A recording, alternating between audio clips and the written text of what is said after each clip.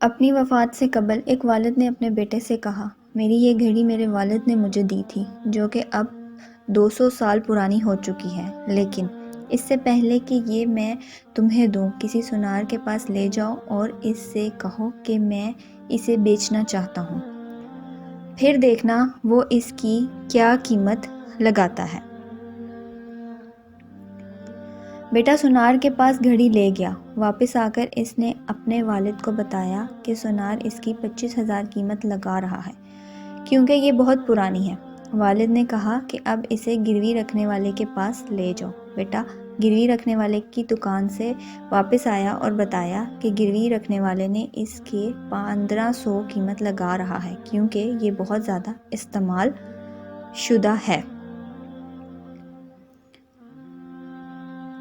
اس پر والد نے بیٹے سے کہا کہ اب عجائب گھر جاؤ اور انہیں یہ گھڑی دکھاؤ۔ وہ عجائب گھر سے واپس آیا اور پرجوش انداز میں اپنے والد کو بتایا کہ عجائب گھر کے محققینوں نے اس گھڑی کی 8 کروڑ قیمت لگائی ہے کیونکہ یہ بہت نایاب ہے اور وہ اسے اپنے مجموعے میں شامل کرنا چاہتے ہیں۔